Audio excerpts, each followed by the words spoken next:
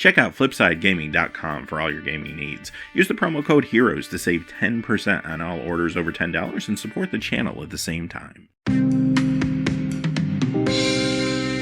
Hey there, this is John from Heroes and Legends, and welcome to another edition of the Magic the Gathering Market Watch.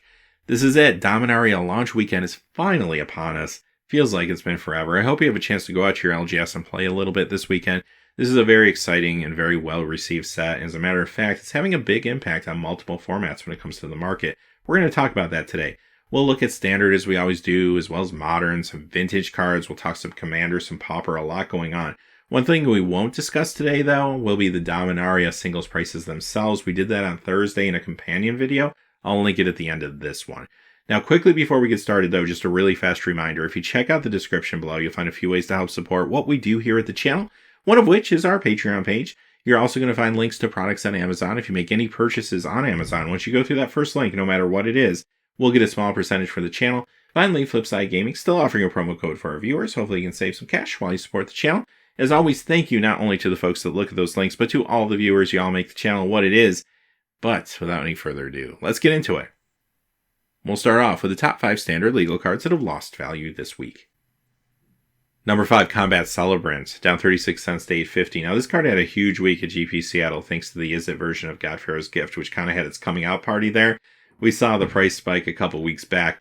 Now, this is snapping back a little bit, not only because it had a huge price spike a couple weeks ago, but also because with Dominaria entering the format, we don't know if that Is It God Pharaoh's Gift deck is still going to be one of the big decks.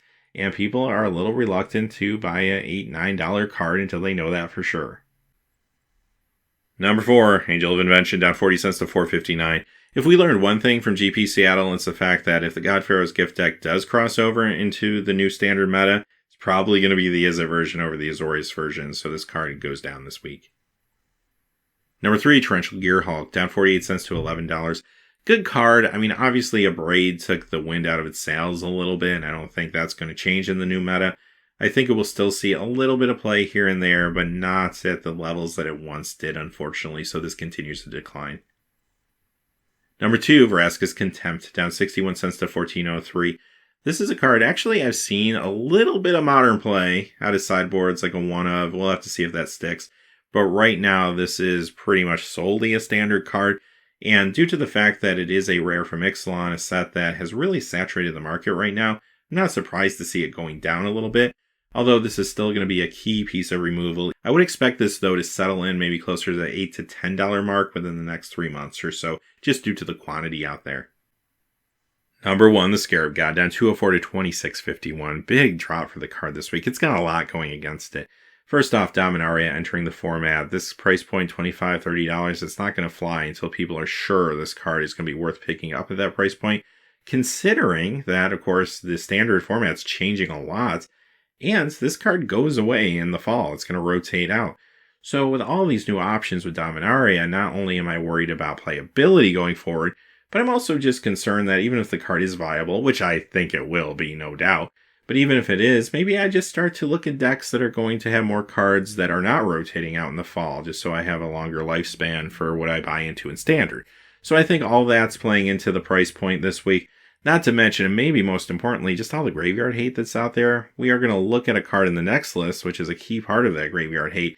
But between this card existing and also having the God Pharaoh's Gift deck doing well recently, there's a lot of things out there that are trying to stop the graveyard mechanics. So, yeah, this card, I think, continues to decline, even if it is slowly between now and this fall. It might have a bounce back week here or there, but I think generally you're starting to see the beginning of the end here of the Scarab God. Now, I have seen a smidgen of modern play from this card right now, just like a one-of in a fairy deck sideboard. It's at least something to think about and watch, but that alone isn't going to help it sustain its price point. Alright, let's move into the top 5 standard cards that have gained value this week. Number 5, Wayward Swordtooth, up 65 cents to $3.57. Simple reason this card's going up, it's of course Dominaria's theme in green, where not only are they trying to ramp, but they're also trying to push lands out a little bit quicker. Now, you could argue that that might be a little high variance when it comes to standard, and it remains to be seen whether this card is going to be good in a deck like that. However, some brewers are trying to figure it out, and we'll see if it happens over the coming weeks. There are also cards like Galta out there, and another card on our list in a few moments that are looking for power on the battlefield. Not to mention the new token generation that could make City's Blessing more efficient. There are a lot of potential angles for this card. Number 4, Scavenger Grounds, up 98 cents to $5. Okay, this is what I was alluding to a few moments ago. Great card for Graveyard Hate right now. As a matter of fact, it's very popular thanks to the Scarab God, thanks to Godfarer's gift decks. But also, too, there's some other graveyard mechanics coming with Dominaria. This card, I think, continues to be strong. Number 3, Ronus the Indomitable, up $1.40 to $11. Now, I do think this card actually has a lot of success in this next standard meta. I think that's what's driving the price point. I mean, we've talked about how it's been great in standard all along, actually. Even recently in Mono Green Monument and Monsters decks, we've even mentioned how it is good in Modern from time to time. However, with Dominaria entering the format, bringing Llanowar Elves, bringing Steel Leaf Champion, I do think this card becomes a lot better, and this is one to watch. This could grow a little bit in the coming weeks and months. Number 2, Gideon of the Trials, up $1.49 to $12.03. Now, Gideon's seeing some modern play too in control decks, sometimes even 2 of in the main in certain builds. So that's important to note. Beyond that, though, in standard, yeah, this card's been in control decks there as well, including the Approach build. This is a good upgrade card if maybe you just bought that Approach Challenger deck, for example, and you're trying to change that a little bit. But with Dominaria coming, guess what? It's bringing more tools for control, and I do think people are thinking not only about regular classic control, but also the Approach deck as well, and this card may have some potential. Number 1, Walking Ballista, up $1.54 to $14.60. We know how good this card can be in standard. We've seen it in the past. We've seen this good in multiple formats, as a matter of fact, including Vintage, which is saying something. But there's a couple things driving the price right now. This is another upgrade card for a Challenger deck. This time we're talking about Counter Surge. Also, beyond that, with Dominaria coming into standard, I think there's a lot of potential here. You have synergies not only with some new ramp spells coming, but also with artifacts and Historic. This is definitely one to keep an eye on. Alright, let's move on to the world of Modern, starting with the top 5 Modern legal cards that have lost value this week. Coming in at number 5, Goblin Lore. This is the 10th edition version, down $3.18 to $34.99. Don't panic, Hollow 1 is still great, it's still doing really well, still very popular, but this card has just really aggressively spiked recently, so it was due for a snapback. Basically, players that have these in their collection and are not planning on playing Hollow 1 as a deck, they see that spike and they throw their cards out for sale in the marketplace, and you start to see a little stabilization. That's what's happening with this particular version of the card this week.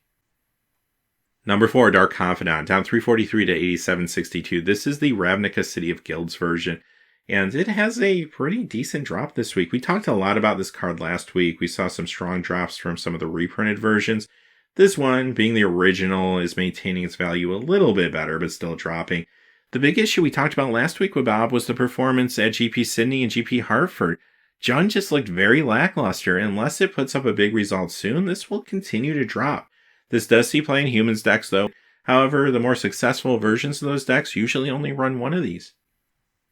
Number 3, Engineered Explosives from 5th Dan, down $3.53 to $81.50 this week. And this and its counterpart have been spiking aggressively for a number of weeks.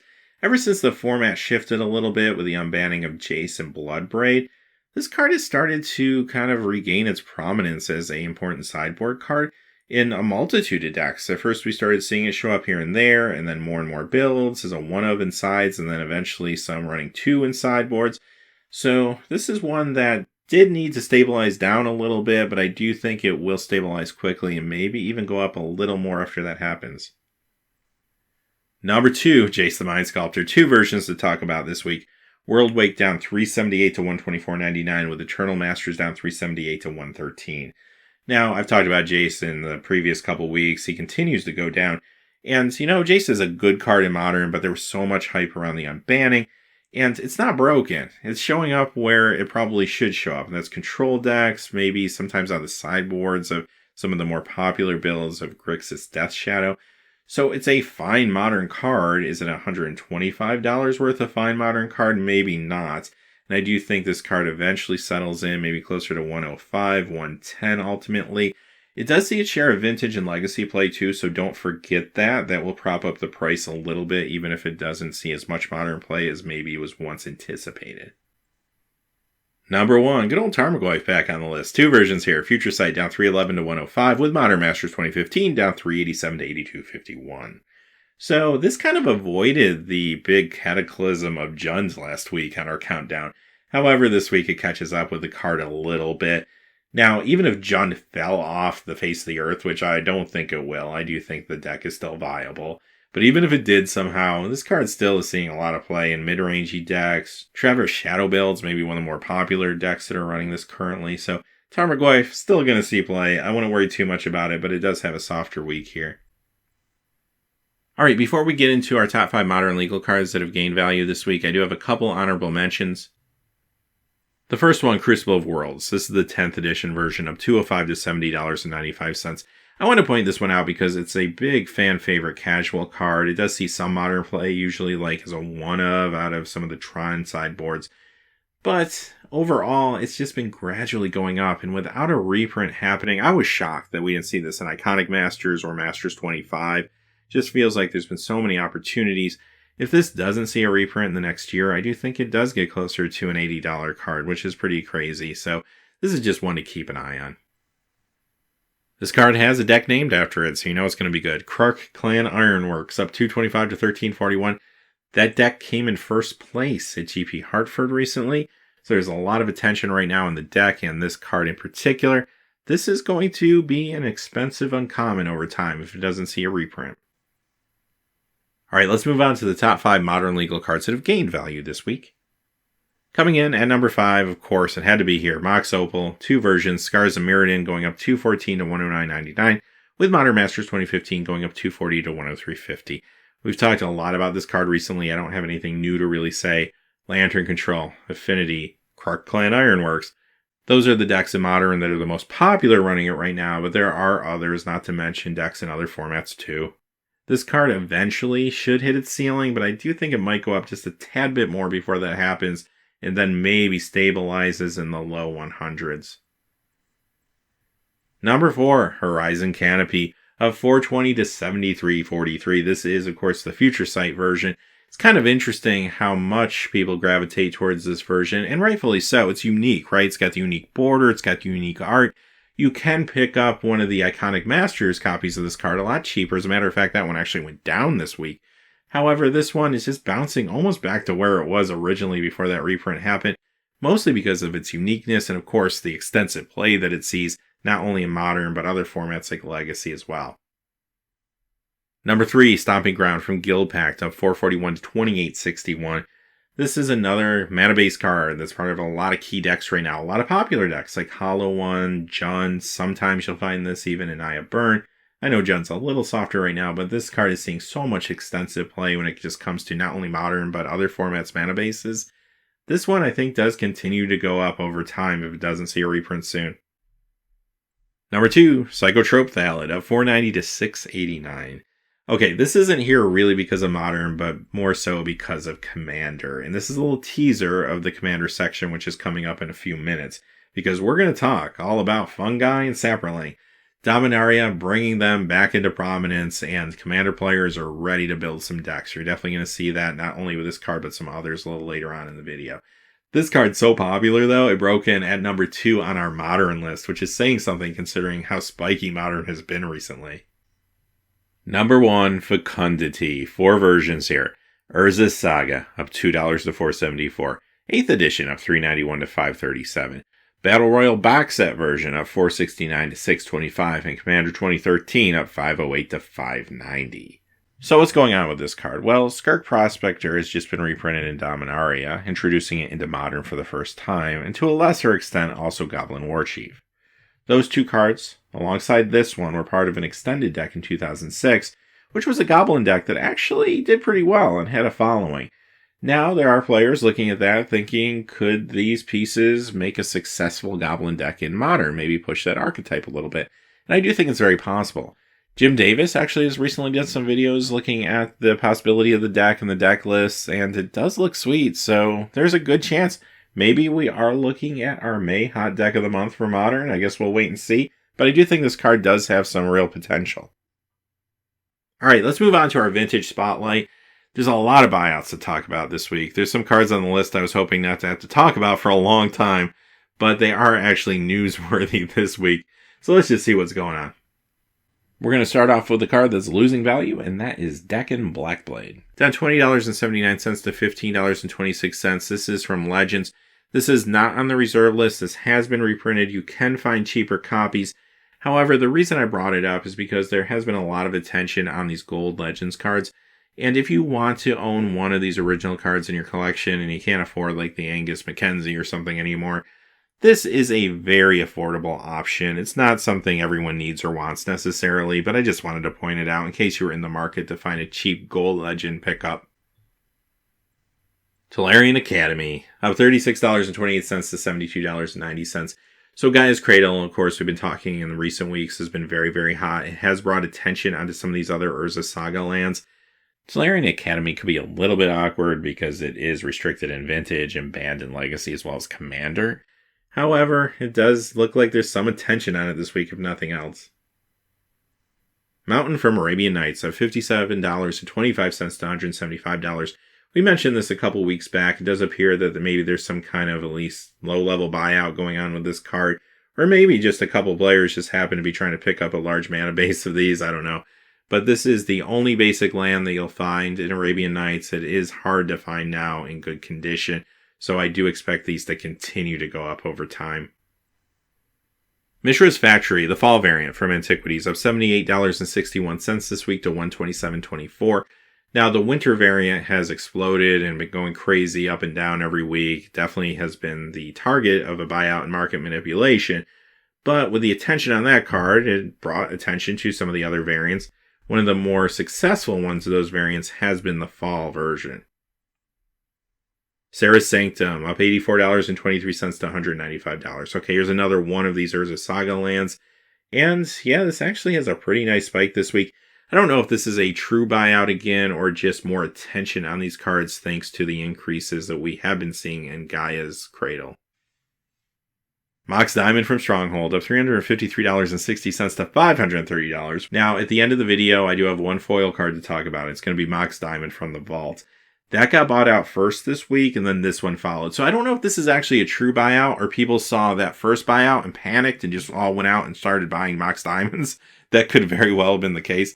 So either way, this has a huge, huge spike this week. And even though, yes, eventually there'll be some kind of snapback, but it's never going to be as low as it was probably 2-3 days ago, unfortunately. This is a reserve list card. Candelabra of Tawnos, up $363.10 this week to $999.99. Wow. Okay, definitely a buyout. This is the first of some definite huge buyouts that are going on this week. Some big market manipulation. If you're in the market for a Candelabra, steer clear of this. This does see a little legacy play too, unfortunately. This is a card that some people might want to play with. Not to mention 93-94 format. But yeah, this is definitely a buyout this time around on this reserve list Antiquities card.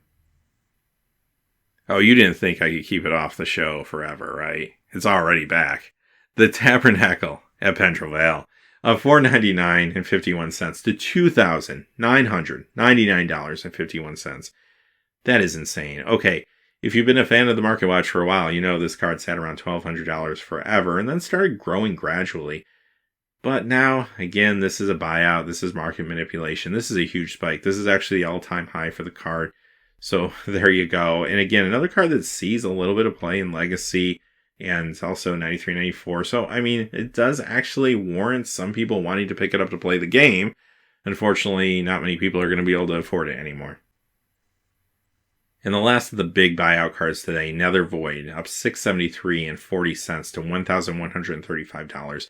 All these buyouts will eventually be sold back into the market at a higher rate.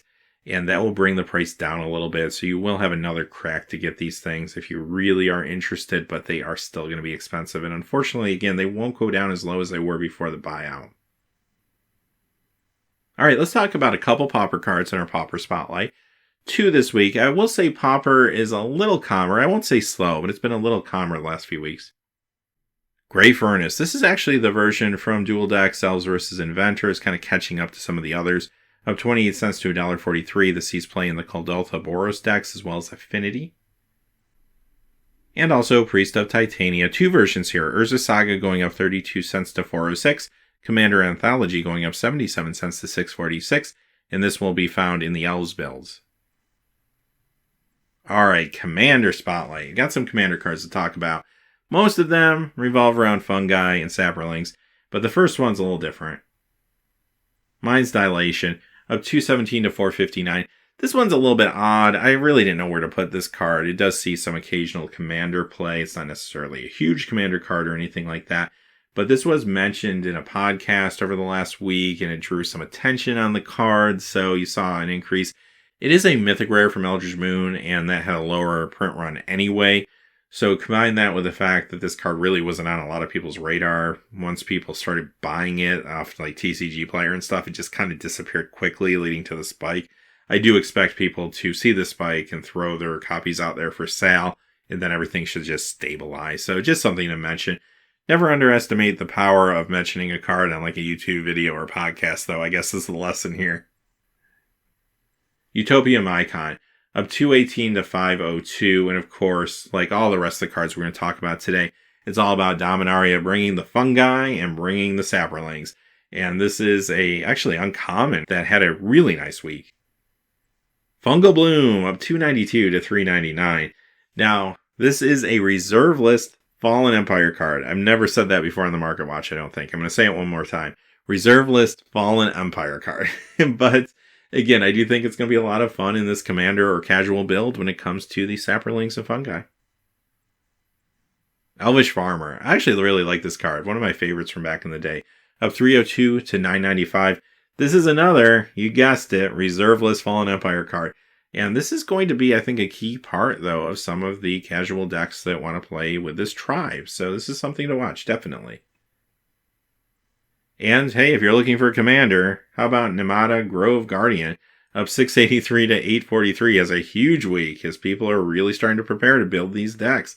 I think that's actually kind of awesome. All right, our last card today in our foil spotlight, I already mentioned it, but it is Mox Diamond from the vault of $259.73 this week to $455.49. Now, I mentioned that Mox Diamond is a reserve list card, so you might be asking yourself, well, what do you mean it's a reserve list card? Here's a reprint of it. Well, unfortunately, the reprint policy changed when it comes to reserve lists a few years back.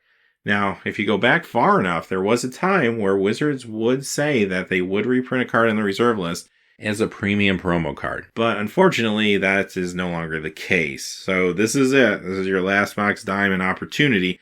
This is the only time you'll find it in foil ever.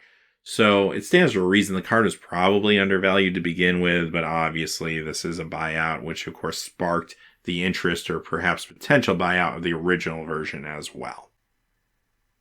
All right, that wraps it up. That's our Market Watch for this week. A lot going on, and watch the channel this week for more special editions of the Market Watch, as we're going to be looking at Dominaria again this week. Of course, next Saturday we'll do our regular episode. Hopefully we'll have some more product to open when it comes to either Dominaria boosters or some pre-release kits coming up later too. So a lot happening. Until next time, thanks for watching. Please remember to like and subscribe. Have a great day. Hey, thanks for watching. This video is made possible by the generous support of viewers like you on Patreon. Check out the description below for links to our Patreon page as well as our Amazon affiliate store, where a small percentage of all sales will also help support the channel. Finally, if you haven't had a chance yet to subscribe, hit that subscribe button so you don't miss any new videos on Heroes and Legends. Talk to you again soon, and have a great day.